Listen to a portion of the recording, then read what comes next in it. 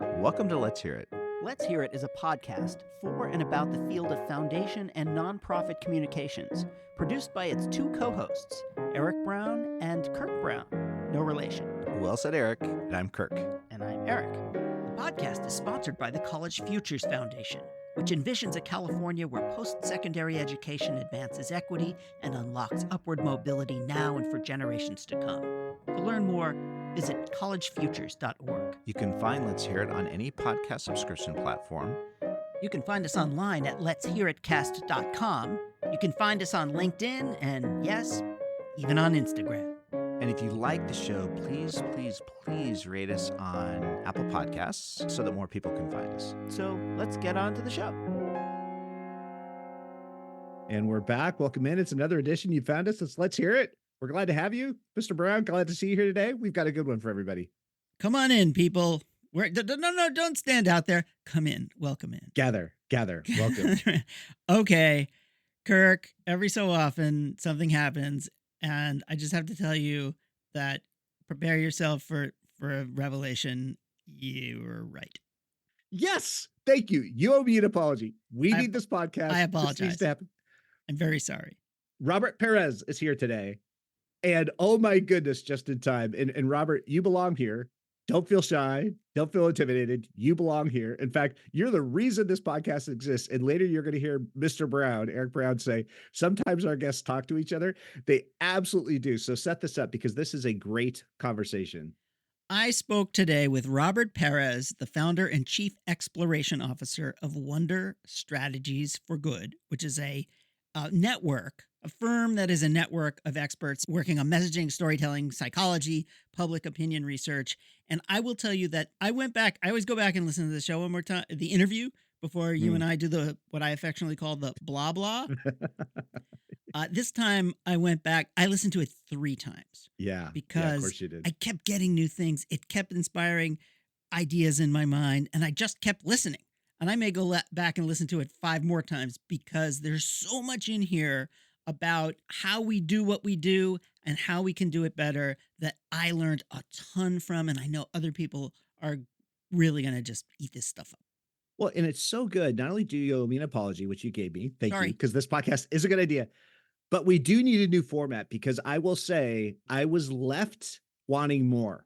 This is a good introduction to what Robert's doing here, but there is so much meat here to get into. So one thing, Robert did give us his cliff notes for how to bring people through this. And I do want to point out, you can go to wonderforgood.com/brain to find the resources that Robert and Eric are going to talk about in terms of Heartwired. But let's listen in and we'll come back. So this is Robert Pérez from Wonder for Good on Let's Hear It. Welcome to Let's Hear It.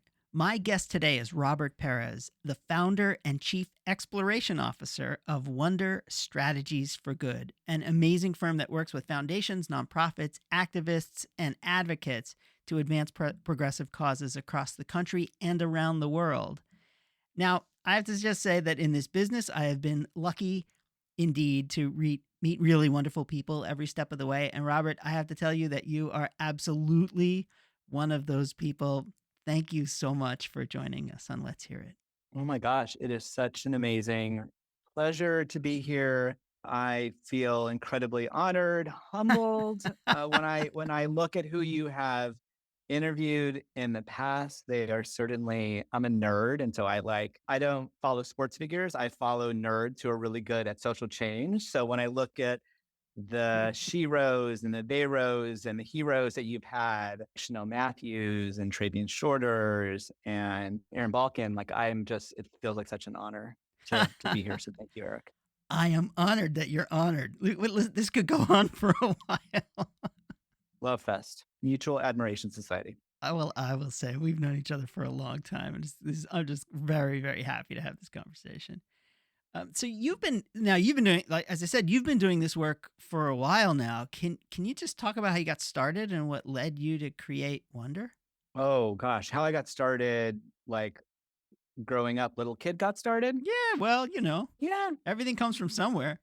Yeah. Well, I think I had a passion for social change communications from the very beginning when I was thinking about like what to do, what to study in college. I was first person in my family to go to college, didn't really know what the heck I was doing, decided that I liked politics, studied politics, freaked my parents out my sophomore year when I'm like, I'm going to take a break from college and go work on a political campaign.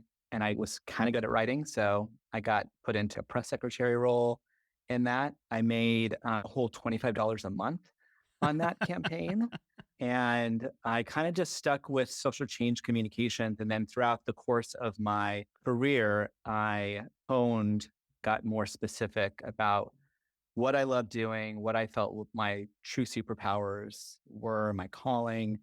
And so for the last 20 of maybe the 30 years I've been a working communications professional, I have been a consultant in various firms. I've worked at Fenton, did a short stint at Spitfire, and then just almost 10 years ago, next month, Ah, started Wonder Strategies for Good. wow, 10 years. Happy anniversary. Thank you. And what led you to start Wonder, which I have to tell you is not like many firms that I know. And you can talk about how you're different or how you're yourself, but talk us through about how Wonder got started. Oh yeah. Well, there is an origin story for Wonder. There is an origin story for Heartwired, which I'll talk a little bit about probably later during our conversation. So I started Wonder in 2014, but really the inciting incident or the origin story happened probably more like in 2008. I'm in California. I live in San Francisco. And in 2008, the election was very like a sort of like a bittersweet moment in our state in California. Voters in California overwhelmingly voted for Barack Obama. I was really excited. 61% of Californians voted for Barack Obama. That year, overwhelmingly, 63, almost 64% of voters said that chickens and cows and pigs should be free. And that same set of voters said that same-sex couples should not be able to get married. 52% voted to take away the freedom to marry after the California Supreme Court had ruled it to be a constitutional right. And that was both heartbreaking for me as a queer person. I married my husband, Robert, in October. Yes, we're both Roberts, just in case you missed that. And I took a step back and I said, how is it that people who voted overwhelmingly for Barack Obama, who voted overwhelmingly to say that chickens, cows, and pigs should be free, those were the same voters who said that same-sex couples should not be able to be married legally? And that was a moment in my mind where I think myself and others realized that we fundamentally did not know how to talk about this issue in a way that connected with voters. And I wanted to do something about it, like many people, like allies, and especially like many queer people did, to change that. And so I started some research on how to talk to Christians about LGBTQ people, to have Christians who are overwhelmingly the majority people who vote in the United States on issues that I care about, to have them be supportive of the issues that I care about, not despite being a Christian, but because they were Christians, to use that as a framework by which they would support inclusion of LGBTQ people in their congregations and everything up to the freedom to marry for same-sex couples. So that's the work I started and immediately had some aha moments and some breakthrough ideas about what we needed to shift in terms of how we communicate about social issues. And maybe about 9 years later, the Packer Foundation gave us, myself, Wonder Strategies for Good, and Goodwin Simon Strategic Research, a grant to take everything we had learned about talking about and communicating about socially sensitive issues and to share what we had learned with change makers in the United States and across the globe. I'm fascinated by this because many of us and you created a framework called Heartwired that we will talk about in just a moment. But I'm very interested in this aftermath of 2008. You sit down, you're obviously frustrated, angry. We all were, and then decided to go out and kind of do that kind of exploration around why people could hold these competing values simultaneously. How did you go up? What kind of questions did you ask? What approach did you take, if you took an approach to going in and learning more about how to do this? Because I think we all sometimes come up with these big questions that we have, and it's great to have a structure for going about doing that research. What was your approach? It's a great question. There are lots of layers, and over the years, I've tinkered both with the approach to strategy, and there really are two parts to the equation. One is, how do you do deep listening that practices empathy and compassion for the audiences who we want to persuade, and then how do you take that and use that to develop what we would call successful messaging interventions? Because we think of messages, stories, narratives as psychological interventions that untie the psychological knot to prevent people from being supportive. In fact, if you just think of narrative work, there is this concept of a denouement, the moment in which the psychological knots are untied for the tension in a story. And it's similar for the ways in which our narrative interventions and messaging interventions work. The thing that I will say is hard about the work that I do is I am often, in the old days, physically behind a two-way mirror listening to people tell me their thoughts, and more often behind a virtual two-way mirror where I'm listening to online focus groups and hearing people say things that I disagree with and that I find quite troubling. And I had a moment where I had to shift my perspective. We were doing focus groups in 2011 on gender affirming care, healthcare for transgender people. And we were transitioning between one focus group and the other. And we had just heard a lot of, honestly, transphobic stuff from the people who were in these focus groups in Las Vegas. And I said that. That's how I was feeling. I had a human moment. I said, wow, listen to all the transphobia we just experienced. And I've had to learn to hold the tension of opposites, what Jung would call the tension of the opposites, which is that could be true. And it's also true that these are the people who I need to communicate with effectively. And a lovely psychologist named Dr. Phyllis Watts, who was in the room with me, who has a lovely, soothing therapist voice, reached over and she touched my arm and she said, "Now, remember, you can't message effectively to audiences who you turn into a caricature. Mhm. You have to be able to see something in them that is good, that is wholesome. So while you're seeing the stuff that is deeply problematic, also look for things that are good about them. The fact that they are caring parents, that they're volunteers, that they have values that are actually often aligned with you. And they actually have a deep desire to see themselves as good, even if their downstairs brain, which hopefully we'll get a chance to talk about a little bit later, We will. makes them go to makes them go to bad places. So Right. beginning with listening, and it is hard, and it's hard to this day for me to do this because these are issues that are deeply personal to me. But I also have this deep think of myself having sat in hundreds, I don't know if I'm getting close to thousands of hours of focus groups. I'm an optimistic realist. I both know the hard work that we have to do to make progress on the issues that we care about deeply, and also believe that people's hearts are not set in stone, that people have the capacity to change. And I just think of my own personal story. My late father was born in 1927 in Texas, in Laredo, along the border. When he went to school, he went to a segregated school.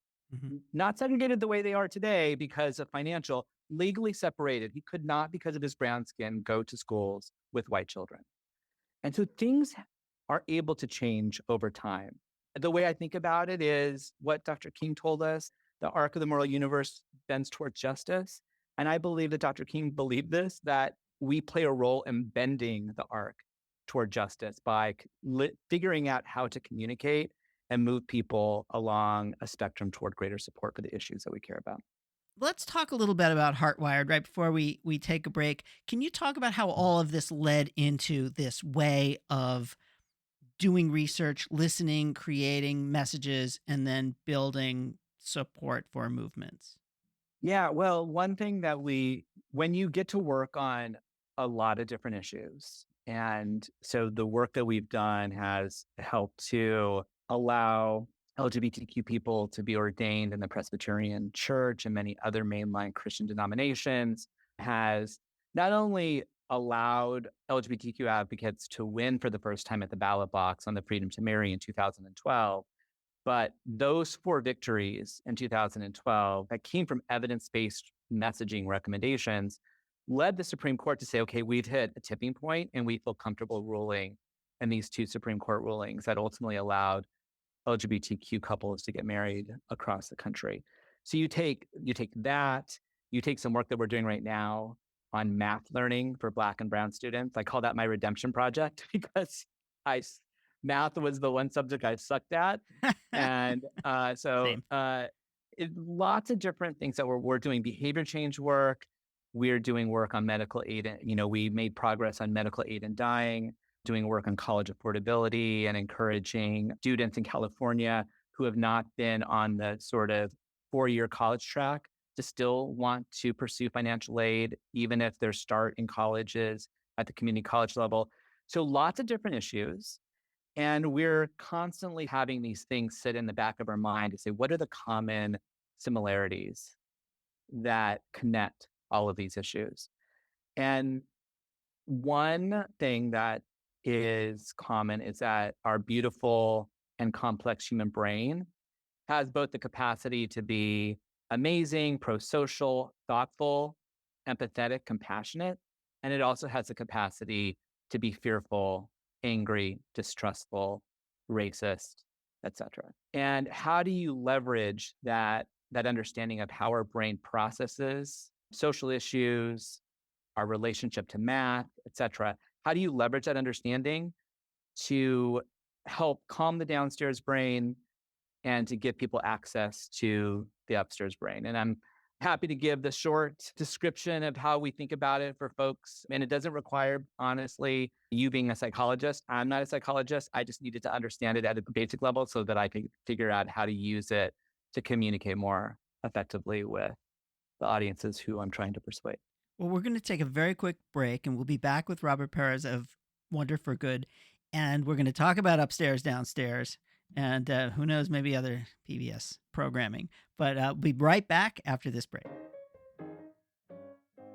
You're listening to Let's Hear It, a podcast about foundation and nonprofit communications, hosted by Eric Brown and Kirk Brown. If you're enjoying this episode, you may just be a rule breaker. Tune in to Break Fake Rules, a new limited series podcast with Glenn Galich, CEO of the Stupsky Foundation. Hear from leaders in philanthropy, nonprofits, government, media, and more to learn about challenges they've overcome by breaking fake rules and which rules we should commit to breaking together. We are also sponsored by the Conrad Prebys Foundation. Check out their amazingly good podcast, and we're not just saying that, Stop and Talk, hosted by Prebys Foundation CEO Grant Oliphant. You can find them at stopandtalkpodcast.com. And now, back to the show.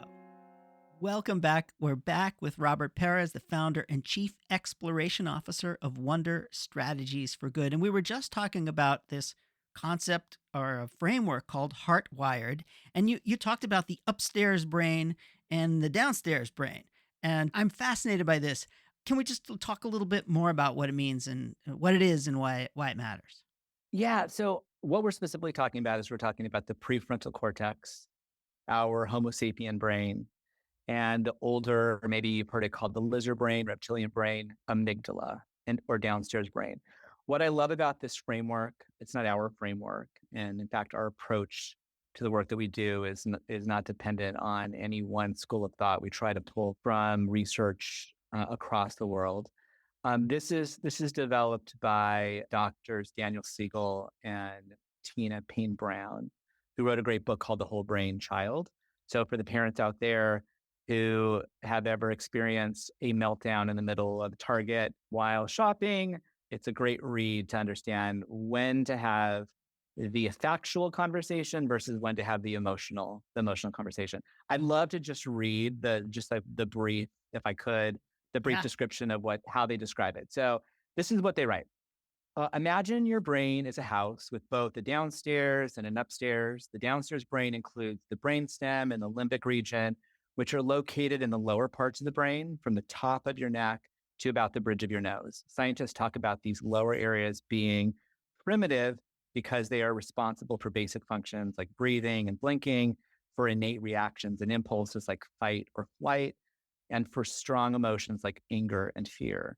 Your upstairs brain is completely different. It's made up of the cerebral cortex and its various parts, particularly the ones directly behind your forehead, including what's called the middle prefrontal cortex. Unlike your more basic downstairs brain, the upstairs brain is more evolved and can give you a fuller perspective on your world. You might imagine it as a light-filled second-story study or library full of windows and skylights that allow you to see things more clearly. So what I like about this is it just makes it simple. Like you don't have to remember. This is not studying for a biology test. You don't need to remember amygdala. You don't need to remember prefrontal cortex. You can just remember I got my upstairs brain and I got my downstairs brain. And I will say, and there's lots of research to show this, when you are aware of what is going on in your brain, you can more likely avoid that fight with your partner or your spouse because you're like, whoa, I am trying to have a conversation with my husband and I am so in my downstairs brain, this is not going to go well. Maybe I need to just take a step back, breathe and say, let's pause this for a moment. So when you know what's going on in your brain, it's deeply helpful. What is helpful for the work that we do is understanding the ways in which the downstairs brain can hijack your upstairs brain. So your upstairs brain is amazing. It gives you the ability to be empathetic, to be compassionate, to be pro-social. And your downstairs brain can completely hijack it because it is the thing that is meant to keep you alive. It is there and has been honed over tens of thousands of years to say, there is a threat out there. I'm going to hijack your upstairs brain. I'm going to take you offline and put you in fight, flight, freeze, or flock mode. And it is hard for our modern brains to sort of distinguish between the saber-toothed tiger of tens of thousands of years ago from the stressful email from a boss. Hopefully my emails aren't seen as stressful by my colleagues. Or how we might relate to a social issue, for instance. And so we have the same emotional reaction. And again, to hear what I just said, it takes your upstairs brain offline, floods your downstairs brain with negative emotions, and prevents you from being the thoughtful person that you have. So we have to think about, and what we've learned is there are ways to actually calm the downstairs brain in order to give people access to their pro-social, empathetic, compassionate upstairs brain. I've read Heartwired. I've never really, I think my downstairs brain never fully took it in properly. The upstairs brain did, but I'm feeling the description right now. And I'll just tell you a quick little story. I was at a concert the other night and I was really loving the music and it was all fabulous. And someone just wouldn't stop talking behind me. And I spun around like Linda Blair in Exorcist and I became the succubus.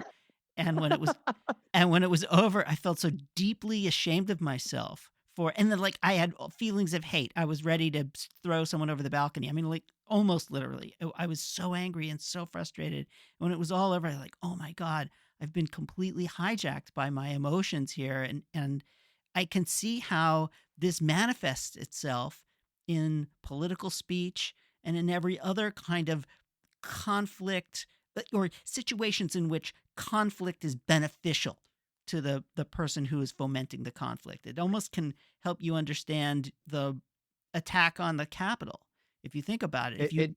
It definitely explains the attack on the Capitol. And the challenging part for us who want to make progress on social issues and have a progressive view of the world is often the case that our opponents, when we have opponents, just need to trigger the downstairs brain. They just need to get people into fight, flight, freeze, or flock mode. Some people have heard variations of those 4 Fs. I love the addition of flock because that explains what actually happened in the insurrection on the Capitol. And the good news is we've learned actually how to help people manage what's going on in their downstairs brain and to give them access to their upstairs brain. But what we have to do is much more complex. What our opponents need to do is just to freak people out, get them angry, get them riled up. We need to calm the downstairs brain and then activate the upstairs brain where empathy and compassion and altruism reside. All right, let's go there. How do you calm the downstairs brain? What we have been seeing, and this is fairly new. This may make up when we have time a maybe a Heartwired 2.0, but there are five messaging principles that help to do these things, and I'll just say them very quickly. And the messaging principles are focused on the psychological aspect, and then the communications aspect are live below those. So the five principles are to build trust, to acknowledge complexities, to calm concerns, to nurture compassion, and to activate hope. And the first three, build trust, acknowledge complexities, calm concerns, that's step one of calming the downstairs brain. And in that sense, you kind of want to sequence that in your communications in order to get people to start to calm down and to have the capacity to listen, to be open, to be in that light-filled upstairs library with a sort of skylight showing. And then once you've done that, then you want to activate the upstairs brain by nurturing compassion for the people who we want to see change for. And those people could be LGBT communities, they could be communities of color, they could be immigrants, but they also could be yourself. So like in the math learning project that we're doing, we're trying to, for at least one audience, we're trying to facilitate self-compassion among our audience. And then we want to end by activating hope that change is possible. Because you can get to through the first four, and if people aren't hopeful that change is possible, they're just going to say, sounds nice, but this doesn't seem like something we can make progress on. Yeah, Anat Shanker Osorio calls that messaging through inevitability. And when she said that, the top of my head came off, because you have to help people understand that a beautiful place in the future isn't just possible, it's coming. And Yeah. our guests have a tendency to talk to each other through these conversations. And so Trabian Shorters talks about rewiring the brain by engaging in that empathy and helping people understand the humanity of the people that we're talking about, and that it actually rewires the chemistry, or the whatever the wiring changes. And then now you're seeing things from that perspective. And I honestly think that marriage equality has done that, because we went from, in a very short period of time, the progressive state of California voting against it, to people running ballots in lots of very red and purple places, because they know that we've managed to connect with people's humanity in a way that becomes politically viable, which seems kind of amazing. And I'm just wondering, for you, in some of the issues that you're working on, where else do you see this rewiring, this taking advantage of a Heartwired approach, making real inroads? Because I do feel optimistic about the future, and I'm optimistic about how your work and the work of people like you are helping to bring that about. So can you talk about some of the issue areas that are really producing that kind of politics or messaging of inevitability? First, let me say, it's one of the things I love about doing this work is the opportunity to learn from others and to be open to learning from others. So hearing what Anat has shared, hearing what Travian has shared, it's really useful for the work that I do, because people are going to approach things from a slightly different perspective. And like you, I often have these aha moments that I'm like, oh, that's so interesting. And I can see how it's letting me see something that I wouldn't have seen on my own, or it's helping to explain something that we're seeing, but maybe from a slightly different perspective. I can give some examples from work that we've done. I can give some examples. I'll give an example, actually, of something that I am not personally working on. My collaborator, Amy Simon, who is the co-author of Heartwired with me, has been doing work both in the United States and in Latin America to advance, in Latin America to advance legal access to abortion care, and in the United States to win back legal access to abortion care. So tremendous progress that she's been doing and seeing in that work. But if you just take what has happened since the Dobbs decision and the overturning of Roe, it's an example of why I feel heartened, which is that folks in various states said, how do we need to talk about this issue in a way that aligns with these are not blue states that we're winning in. We're winning in some sort of not even purplish states, sometimes pretty deeply red states. A thing that is a common denominator and core to our approach is that our approach is focused on equipping audiences to arrive at support for the solution. And let me say what I mean by that. And I count myself as an advocate, and I certainly have done this throughout my career. It is common for advocacy communications to tell people how to think and to feel, which doesn't engage their sense of agency to arrive at a conclusion themselves. And I love the way that Dr. Phyllis Watts, who I've mentioned before, talks about it. She says, one of the things I know is that when a person genuinely changes, it is from the inside out. In politics, that means real lasting change happens when communications give voters an opportunity to use their own identity, their own way of thinking, and their own values to sort through an issue and arrive at a thoughtful conclusion. So all of the 5 principles that I have just named, the building trust, the acknowledging complexities, the calming concerns, the nurturing compassion, the activating hope, this is a psychologically aligned approach to communications that allows people to arrive at the conclusion based on their own values, based on how they are hardwired, not because I'm telling them this is how you should think, feel, and act. And in fact, you probably have been in a situation where someone's like, let me just play devil's advocate. And you're like, oh, I hate when the person plays a devil's advocate. But part of what's happening is a psychological process called reactive, which is I don't like having my agency taken away from me. You're telling me how to feel. Even if I feel like I might be aligned with you, I'm just going to reject it because you're taking away my agency. And what I love about the wins at the ballot box on abortion is they have figured out, how do we win in Kansas? How do we win in these particular states that are not the obvious super blue, super progressive states, but who still fundamentally understand what it means to lose autonomy over your body and ability to make those decisions for yourself? And those reasons for voting that way may mean that they may be slightly more moderate or conservative. And yet I want to make sure that people should have the right to be able to make these decisions for themselves and to make that a protected right in the places where we've lost it. So that's one example. We've done a work on COVID, which was extremely illuminating. Talk about a stressful project because we were doing it when we were all locked down. We were making lots of mistakes, which is part of the process. And I like to show up in a way where I don't feel like I know all the answers. Lots of times the things I put in front of people bomb. And an example of that is we thought, oh, let's scare the bejesus out of people to get them to get vaccinated. That did not go well.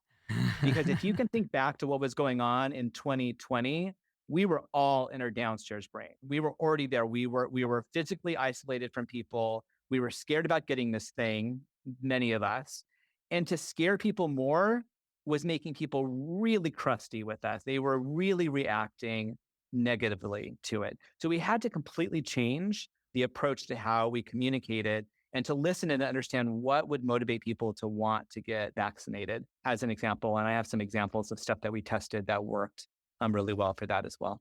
I really, really love having these kinds of conversations because I learn so much every day, and from folks like you, especially Robert.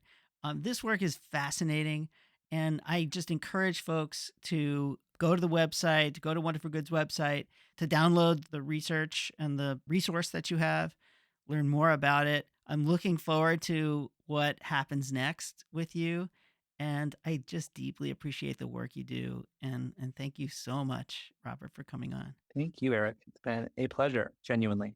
Robert Pérez, founder, chief exploration officer of Wonder Strategies for Good. Thanks again. And we're back. Eric, oh my gosh. I know, right?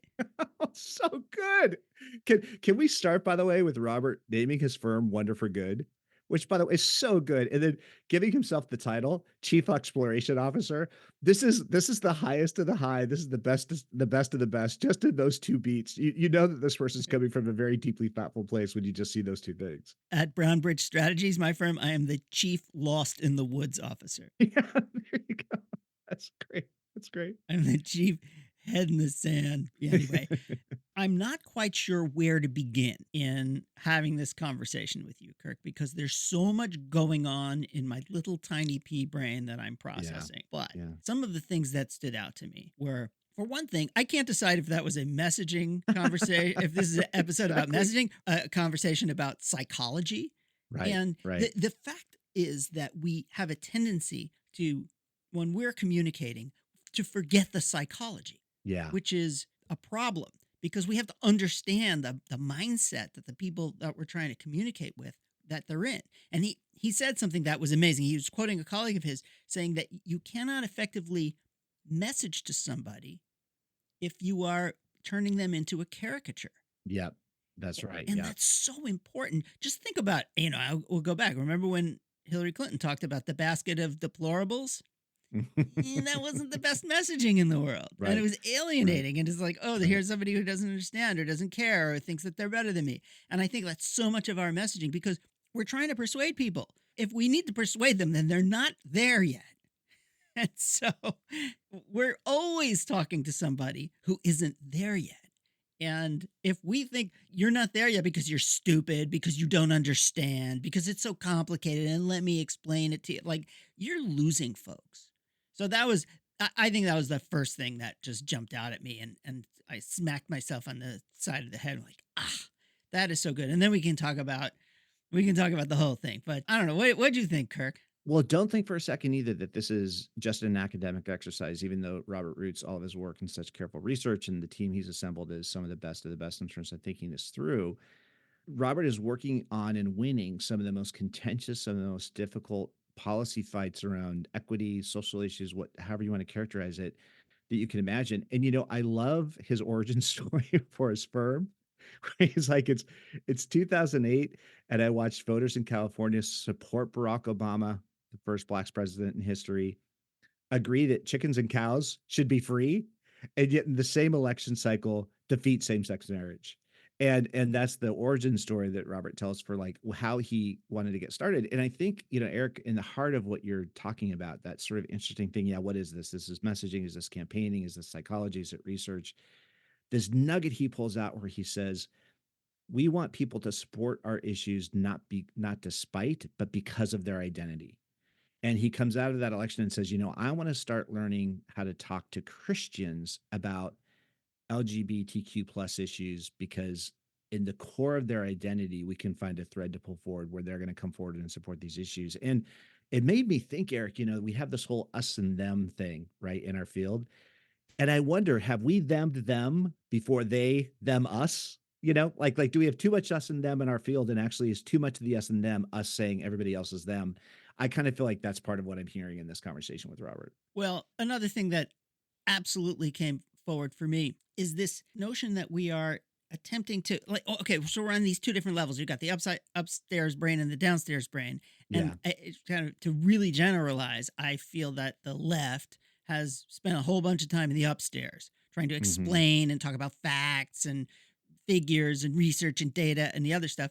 And the right, again, I'm really, really generalizing here, is in the downstairs brain. They're engaging on fight or flight and those kinds of emotional experiences. And, the downstairs brain wins every time. Yeah. And you have to connect from an emotional level. And you have to help people understand that we are in this together, or we have these things in common, that kind of thing, before you ever get into this kind of intellectual stuff.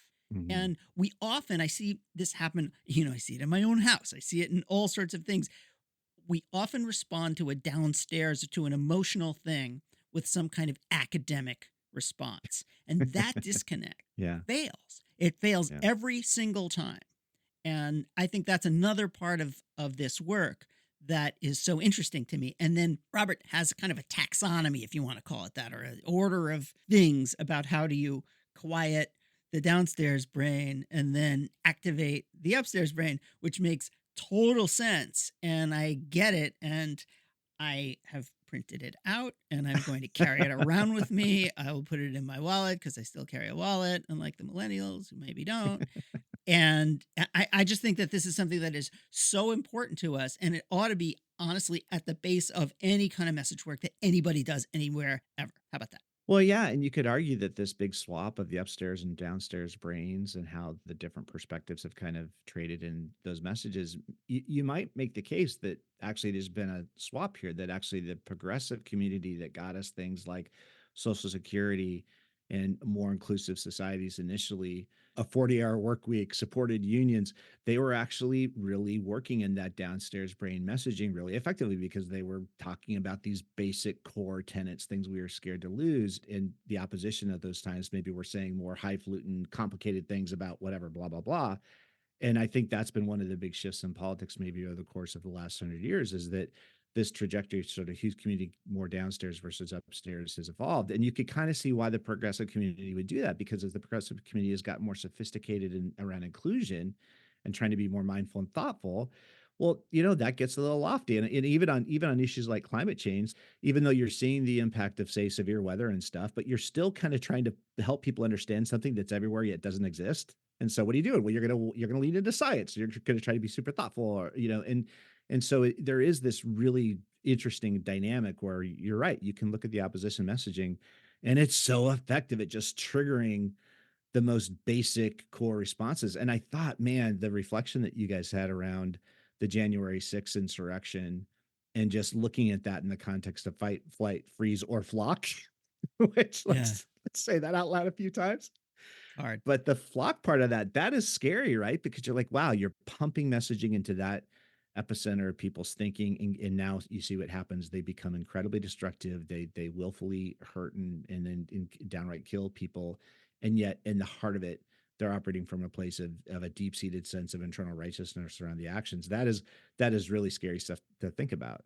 I think climate is an excellent example of how folks who are advocates for the climate have done it exactly backwards. So they activate the downstairs brain by saying, oh, the world's going to hell. The climate is changing. We're going to flood. There's going to be fires. There's going to be whatever, frogs and locusts and everything else. And now people are freaked out and they shut down.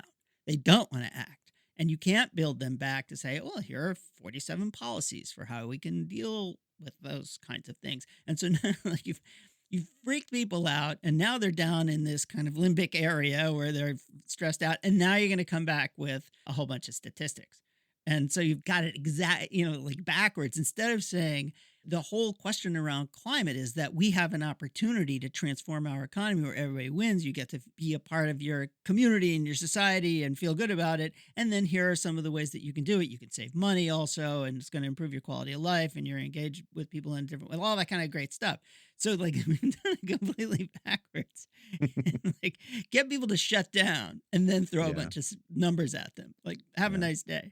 So I really do think that this way of thinking about how do you communicate, and it's about more than messaging. It's about building communities, coalitions, that kind of. So there's a lot of strategy in there as well. Well, can we just pause for a moment too on the work that Robert as a person has had to do to be supportive of this kind of work? Because talking about, I've done hundreds, maybe thousands of hours of focus group work where I'm on the other side of the mirror and I'm listening to conversations around issues that, we care about deeply, that touch us deeply, and hearing the worst of the worst language coming from people about topics that we care about deeply. And then having to go through that process of not being triggered. And I thought that, Robert talking about his own experience there, being like, man, I'm trying to do my job. I'm just doing my job. I'm doing this the best way you possibly can. But this language is really hard to hear. And that's where that moment comes in where that person, says, hey, you have to find what's good in this person, even what they're saying. And so can we just put a little spotlight on that Robert personally doing that work? I mean, come on, Robert, that's just, man, thank you for showing up for that. And if you want, you could double down on that and just be like, that's the moment where Robert could really turn this into, Robert could go to that downstairs brain and just start throwing all sorts of accusations, calling names, whatever, right? But Robert's saying, no, I'm going to take that information in and I'm going to try to build this up into this better framework. I totally agree. Well, this is, again, we are always bringing our personal experience and our willingness to learn. And Robert talks about mistakes that they made in messaging during COVID, for example, frightening people. Let's scare people more when they're really scared. Exactly. So, but we all do it. We all do that, right? We're all doing that. Yeah. And so I just want to kind of to run down the little way that you get from how do you quiet the downstairs brain and then activate the upstairs brain. So first, the principle of quieting the downstairs brain is building trust. Now, we just had a conversation with Kristen Grimm about... Thank you. It's core. It's central. It's central to start screaming. Thank you. I knew you would start yelling. It's absolutely right. So you build Yes. trust. And, Right. how do you build trust? That's a very big thing. You could spend a lot of time, but you can also Yeah. you could start with Kristen's research and her resource. Then you Kristen's acknowledge, launching a new field. Kristen's launching a new field in building trust. It's central to all of this. Go yeah. ahead. Yes, Then please you bring it on. acknowledge complexities. Again, this is tricky. You have to acknowledge complexities without shutting people down. Because often what we do is we come in like, oh, this is really complicated. And we're like, okay, it's too complicated. I can't understand it. But in that sense, acknowledging complexities is I acknowledge that there are conflicts or that people are conflicted around things or that there are differences of opinion without trying to come in and say that there is only one way of doing things. Because when you do that, people shut down. Robert writes about this really well. He talks about how you thread the needle to mirror people's conflict while moving them towards support. Yeah. And that was I love that reflection you guys went through together, Eric, when you were talking about we're equipping audiences to arrive at the right conclusion. They're arriving at a conclusion. It's not that we're showing up telling people how to think and feel. Yeah. Right? Yeah, incredibly important. That was another thing that really just jumped out at me. Now, people will say, "Oh, you just manipulate people into coming up with your conclusion," but they think that it's their idea. Actually, I don't think that you can Yeah. truly succeed unless people come to their own conclusions in their own way, in their own time, and in ways that are genuine. Because if not, it doesn't ring true. And so this is not about manipulating your audience into doing what you want them to do. This is about co-creating, which is, Kirk's going to about to scream again. What John Powell says is that you have to co-create, that everyone has to have an ability to pick stuff that's on the menu at the party and such. You're using your own values to arrive at this conclusion. And I think the part about this that is truly not manipulative is that, Robert talked about this as a psychological intervention, right? Like it's literally, we're trying to open up the filter so people can see how their values connect to these outcomes. And once your values connect to the outcome, you're seeing the outcome fundamentally differently because you're understanding it differently. So anyway, go ahead, keep going through this. Okay, so then the next thing is common concerns. And this is kind of the precursor to what Anat Shenker-Osorio says when she's talking about creating an understanding of inevitability. So I think that the calming of the concerns is kind of step one into creating this sense of inevitability, that it's okay. We're going to be fine. You're going to be okay. You have the opportunity you have agency, that sort of stuff. I believe that that's at the middle of that. Now you're ready. People are ready to have an upstairs brain conversation. You're ready to talk about maybe policies. You're ready to nurture the compassion as opposed to just deflect or push back or whatever. So you're having a nurturing conversation. People are ready to accept and engage on a deeper level. And so that first part of the upstairs brain is nurturing compassion. And then the second one is activating hope. And now we're into full-blown Anat territory. And then what happens is then we slide over into some Trabian shorters where we are rewiring the brain, where now you have a kind of an innate understanding of the experience, or you're now going around all of these, I don't know what you would call it, our very brainy part of our brain. Like we are now accepting what that future looks like. We're internalizing it. And our brain is actually rewiring it as we do that. So now you're off to the races. Now you can talk about marriage equality in ways that people understand across political parties, for example, and so on. So I don't know. There's a lot. This, like I said, I had to listen to it 3 times just to kind of get my head on straight. And it's obviously still processing. I wanted to point out one more thing that Robert mentioned. He was talking about working with the Gates Foundation to do strategies to improve math learning, especially around Black and brown people. And I just want to let you know that they also just launched a new resource for that called mathnarrative.org. And here's another way for folks to see how this plays out in very specific ways. So if you're interested in saying, okay, well, this is very theoretical, let me look at a case study, I think that this is another way of learning about how to do this through Robert's work and the work of his colleagues. Well, and I love that you pointed out, because I was going to say this, if you think about these principles, building trust, acknowledging complexities, calming concerns as the first building blocks for how you communicate effectively, don't think that this is an academic exercise. I mean, Robert is demonstrating how this works in the context of very contested political campaigns where this is driving social media strategy, messaging, paid messaging, short form, long form content. So this process of building trust, acknowledging complexities, calming concerns, the art and the science of this is learning how to deliver that quickly and effectively so people can understand it at this pace at which we know they need to accept it. And then the activating the upstairs brain part to embrace the parts we care about. Similarly, that nurturing compassion, that are activating hope. You're doing this, you're learning these lessons in a real campaign setting. And I do love this acknowledgement. Robert said, our opposition only needs to do the first part, right? They just have to do. And so we actually have to quiet that downstairs brain and then activate that upstairs brain. So it's a two-step dance for us. And all the time, really on our side, nurturing actual alignment and concern and compassion for these people that we're trying to reach around these topics, and to not be coming to them saying, hey, I'm going to tell you what to think and feel. That's the work for our field as a whole. And Robert, your team, my goodness, giving a tool and a resource like this, it's just awesome. It's awesome. Pretty amazing. Yeah. So it's wonderforgood.com/brain. Or actually, Robert said if people just want to send an email, they can send an email to brain@wonderforgood.com and the brain will respond. That's awesome. So can we say thank you to Robert? Thank you to Wonder for Good. Can we please have him back? I think there's a part 2 that we have to have. I'd love to have Robert and some of the campaign folks that he's worked with just do like a little workshop in terms of how this works. Because this is it, right? This is how you win. This is the heart of how we win. Ooh, maybe we'll get invited to ComNet and we'll do a thing on the stage. Oh wow, know. that could happen. Nice. It'd be crazy. If people start sending, ComNet that request. Let's make these things happen. We'll go out to Kansas City and we'll have a Knot and Travia and Robert and John on the stage. That'd be kind of an amazing conversation. You know what? You owe me an apology. This is a good idea. I'm glad we're doing this.